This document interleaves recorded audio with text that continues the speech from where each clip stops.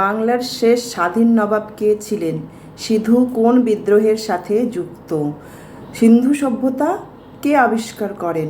এরকমই কিছু question answer নিয়ে শুরু হচ্ছে আজকের ভিডিও। তো বন্ধুরা, আবারও কিছু কোশ্চেন আনসার নিয়ে হাজির হয়ে গেছি। আপনারা সকলে কেমন আছেন?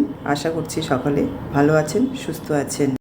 আর আপনাদের আশীর্বাদ ও ভালোবাসায় আমিও ভালো এবং সুস্থ আছি।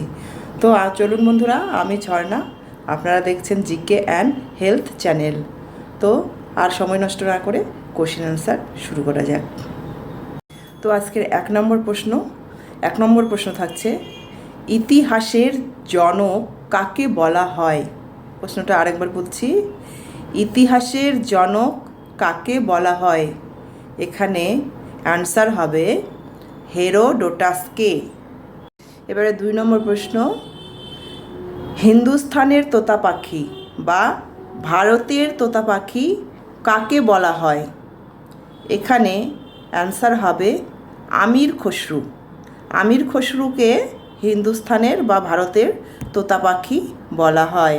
3 নম্বর প্রশ্ন, রামচরিত কার রচনা?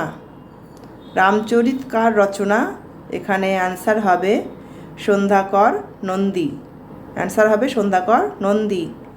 4 নম্বর প্রশ্ন, বাংলার শেষ স্বাধীন নবাব কে ছিলেন? বাংলার শেষ স্বাধীন নবাব কে ছিলেন? এখানে অ্যান্সার হবে সিরাজ উদ দৌলা। বন্ধুরা, আমি কিন্তু সব কোশ্চেনের অ্যান্সার স্ক্রিনের মধ্যে দিয়ে দিচ্ছি। আমি কোশ্চেনগুলো মুখে বলছি আর অ্যান্সারগুলো স্ক্রিনের মধ্যে দিয়ে দিয়েছি। আপনারা যদি চান তাহলে নোট করে নিতে পারেন। আপনাদের সুবিধার জন্য আমি স্ক্রিনের মধ্যে অ্যান্সারগুলো লিখে দিচ্ছি। এবারে 5 নম্বর প্রশ্ন থাকছে, সিধু কোন বিদ্রোহের সাথে যুক্ত? এখানে অ্যান্সার হবে সাঁওতাল বিদ্রোহ। সিধু সাঁওতাল বিদ্রোহের সাথে যুক্ত। এবার 6 নম্বর প্রশ্ন থাকছে, সিন্ধু সভ্যতার আবিষ্কার কে করেন? সিন্ধু সভ্যতার আবিষ্কার কে করেন?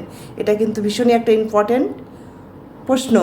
তো সিন্ধু সভ্যতার আবিষ্কার কে করেন? এখানে অ্যান্সার হয়ে যাবে রাখাল দাস বন্দ্যোপাধ্যায়। এবারে 7 নম্বর প্রশ্ন থাকছে, আকবরনামা কে রচয়িতা করেন? আকবরনামা কে রচয়িতা করেন? এখানে অ্যান্সার হবে আবুল ফজল। এবার 8 নম্বর প্রশ্ন, কৌলিন্য প্রথা কে প্রবর্তন করেন? কৌলিন্য প্রথা কে প্রবর্তন করেন? এখানে অ্যান্সার হবে বল্লাল সেন। এবারে 9 নম্বর প্রশ্ন থাকছে, ইন্ডিকা গ্রন্থটি কে রচনা করেন? এখানে অ্যান্সার হবে মেগাস্থিনিস।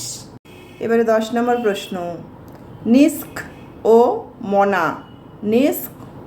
মনা নামে দুটি মুদ্রা, নিস্ক ও মনা নামে দুটি মুদ্রা কোন যুগে প্রচলিত ছিল?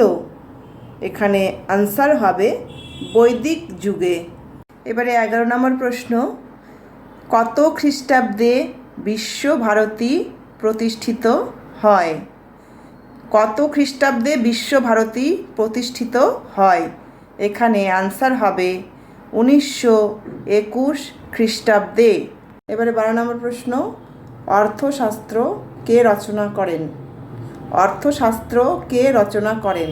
এখানে অ্যান্সার হবে কৌটিল্য। তো বন্ধুরা, আমার এই ভিডিও যদি আপনাদের ভালো লাগে তাহলে অবশ্যই লাইক ও কমেন্ট করবে।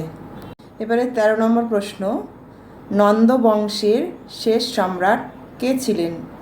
এখানে অ্যান্সার হবে ধননন্দ। এবারে 14 নম্বর প্রশ্ন, নন্দ বংশের প্রতিষ্ঠাতা কে ছিলেন? এখানে অ্যান্সার হবে মহাপদ্মনন্দ।